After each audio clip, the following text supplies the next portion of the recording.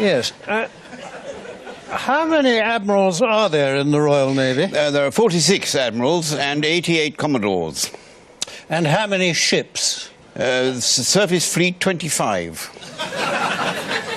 That's rather a lot of admirals. It is a lot of admirals, but you must remember that the modern Navy is very highly technologically advanced. For example, we have just ordered 2 new aircraft carriers, which will be the largest ships ever to be sailed by the Royal Navy in its entire history. Yes. Now, these are the HMS Prince of Wales? Yes, that's right. And the HMS Camilla Parker Bowles?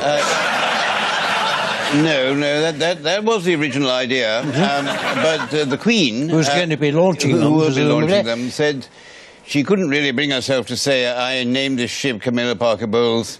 May God bless her and all who sail in her. So it's going to be called HMS Queen Elizabeth. I see. And how much will they cost? £3.9 billion, and they come into service in 2014 and 2016. And what are they for? They each weigh 65,000 tons. Well, that's very heavy, isn't it? It is very heavy, yes. And what are they for?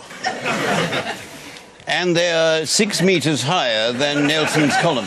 And what are they for? And the flight decks have room for 49 tennis courts, and the hangars are the size of 12 Olympic-sized swimming pools. And you're probably going to want to ask me, what are they for? Well, yes. Well, I think I can do no better than choose the words of the Defence Secretary, Des Brown, who said these ships will ensure that we can increase our strategic effort around the world. Yes.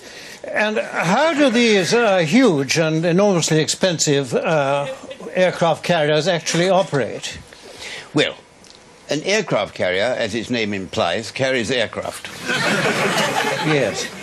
And what sort of aircraft? Well, I'm sorry you asked the question, because at the moment we can afford to either have the carriers or the aircraft, but not both.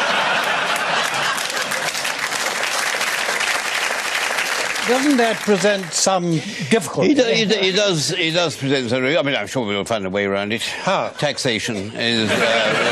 we'll probably do it. Because we have actually chosen an aircraft to go into these carriers. It is the Joint Strike Fighter, the F-35B, which we are buying from the Americans. And you've chosen this aeroplane because it's obviously the right... No, the right kind, very much, yeah, absolutely the right kind, yes. It's what's called a STOVL aircraft, a short takeoff and vertical landing aircraft, and it's been in development for 15 years. Oh, so it must perform perfectly. I haven't got the faintest idea, because it's not ready yet. Oh, I see. Why is that? Well, there have been problems with it. Such as? Well, on takeoff, it generates 500 degrees Celsius of heat underneath it, which is enough to destroy the flight deck of any known aircraft carrier. The jet draft is 70 or 80 miles an hour, which on a ship going already at 30 knots means a wind the force of a hurricane will be blowing across the flight deck, thus blowing anybody who's not already fried into the sea. So, why are we buying these aircraft for this aircraft carrier which is costing billions already? Because we've only just found out about these problems, and in any case, by the time this aircraft comes into our service, if it ever does, I shall be long retired, as indeed will all my colleagues, and so it'll be somebody else's problem. So we've actually ordered these things, have we? I mean, couldn't we have got the aircraft from somewhere else? Oh, we must remember that America is our greatest ally, but they have actually stipulated in the agreement to buy this plane that we can't use it outside the United Kingdom.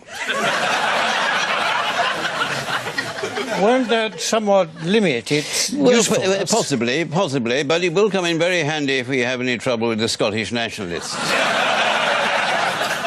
Yes, so the likelihood is that when these aircraft carriers come into service in 2014, yes, they're going to have to spend the first 6 or 7 years of their service going around the oceans without any aircraft. Without any aircraft on them, yes. Well, we could put the Harrier into it, the plane which we use on our present aircraft carriers. Yes, of course, a very tried and trusted Very, very tried aeroplane. and trusted, yes. It first came into service in 1969. But it's a very good piece of kit, provided, provided you don't use it against a country which has its own air force.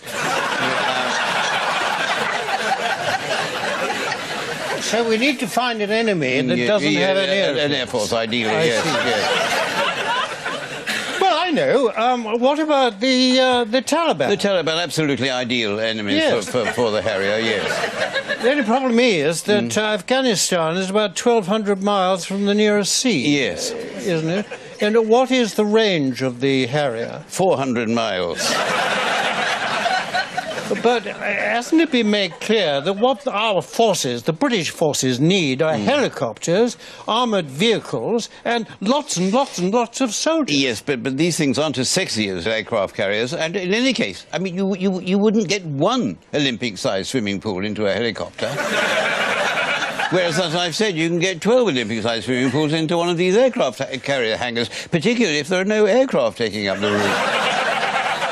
I don't want to be unhelpful, but, No. I mean, what is the point of having 12 Olympic-sized swimming pools in an aircraft What is carrier? the point? Well, the point is you could have the Olympics there.